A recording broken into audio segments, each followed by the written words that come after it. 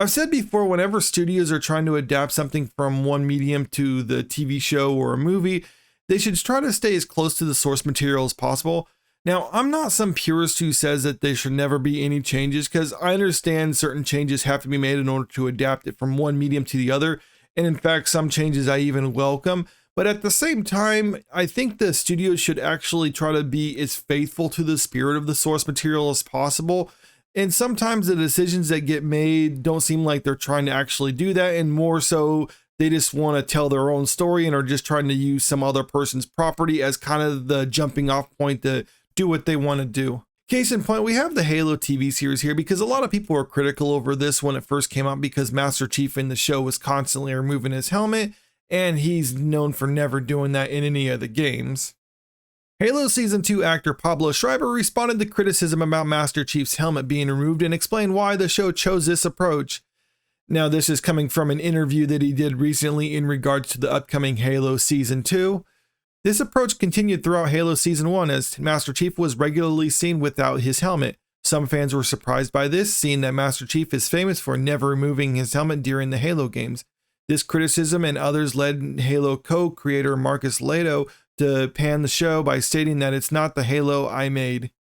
I'm going to push back on the characterization that Marcus Leto panned the show, because he did say he actually liked the show, but his words about it being different from the Halo that he helped create is just that. I mean, it's a separate thing entirely, and it should actually be viewed as a separate thing entirely.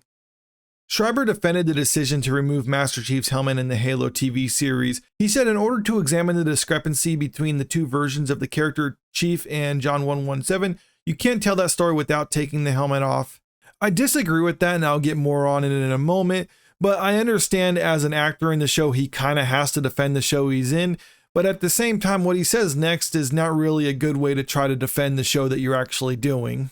If you don't agree with the helmet coming off in the show, you don't like our show, so there's no point in discussing it.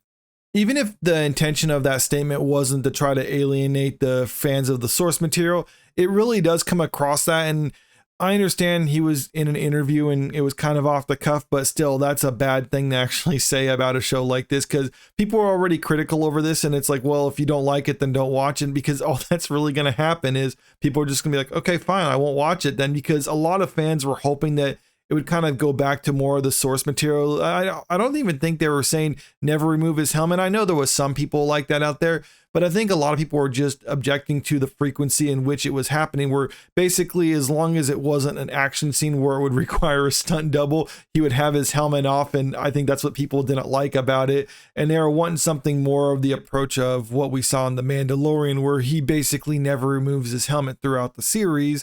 And there are other people working on this that are trying to defend the decisions to remove Master Chief's helmet pretty constantly throughout the show. During a previous interview with SFX magazine, Halo showrunner Steven Kane claimed that this can't be done in a visual format without removing Master Chief's helmet. He drew a parallel between the show's helmet approach and the book's unfettered access to Master Chief's emotions, explaining that both seek to tell the story of the man inside the helmet. Some people have also tried to defend this by pointing out how in the novels the Spartans would remove their helmets, so they're saying the show is more in line with that lore. But I'm going to push back on that, because if I remember correctly, it's been some years since I've actually read the books. The Spartans would remove their helmets in front of each other, but only around other Spartans. They would never do it around other people within the UNSC, and especially someone who wasn't in the military. They always kept their helmets on because they were always pretty much constantly on guard, and they were only comfortable enough removing their helmet when it was just other Spartans present. In fact, they were keeping their helmets on so frequently, the Spartans amongst each other developed a type of sign language in order to try to communicate with each other. For instance, one common one that they would use would be something like this.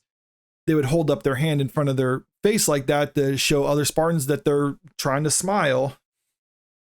This article basically concludes by pointing out how Schreiber's also defended Halo in the past. He's defended the Halo show's decisions previously. He claimed that some of the fans hated the show before they even watched it due to its approach. I mean, I understand he's an actor in the show. He has to defend the show, but he's not really doing it justice, because I don't think people were just wanting to hate the show. I think people were wanting to see a good Halo series, and they were just disappointed with the way they went about doing things. You look at the Rotten Tomatoes score, I mean, 52% isn't very good for an audience score. And with people actually talking about season 2 when saying this is what you need to do to make season 2 better, you don't do that if you think it's just DOA. You do that if you see like, okay, there's potential here. It has the right idea, or it has a lot of good things. It's just not fully realized. And fans, I think, are saying you just need to make these tweaks and it can be a great show. And they're, for the most part, ignoring that. And I think the big approach is just the frequency that he's removing his helmet.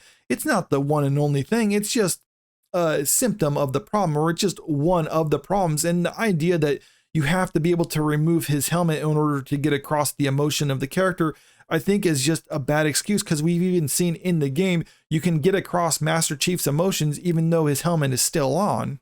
The biggest barrier that they really have for this is that it takes talent as a writer, director, and actor in order to pull off emotions.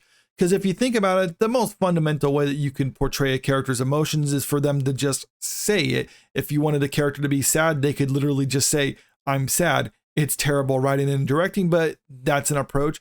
A little bit better approach is to show them have a sad face or something like that. It's a little bit more subtle than just outright saying it, but if you can't see their face, well, then you can get even more subtle. But like I said, that takes the most talent to pull it off. If you can't see their face, you can do it with them hunched over, shoulders up, something like that.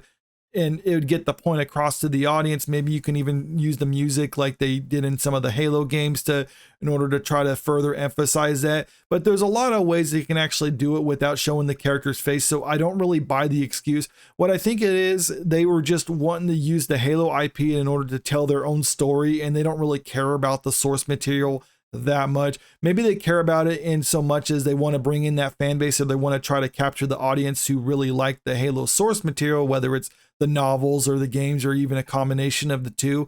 But I don't think they really pulled it off with this one. And now that people are kind of pushing back on them, they're basically doing the opposite of what they should be doing. Instead of listening to the audience and trying to understand their complaints and figuring out what they can do in the future, they're just doubling and tripling down on what they did wrong to begin with that people didn't like about their show, and are going to continue to do that until they don't have enough money and don't have enough viewership to actually continue with the show.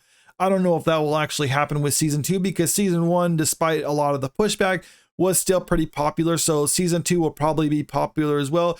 But if you were a fan of the Halo source material and you wanted to have an accurate portrayal of that on the screen, well, that's not going to happen with this show.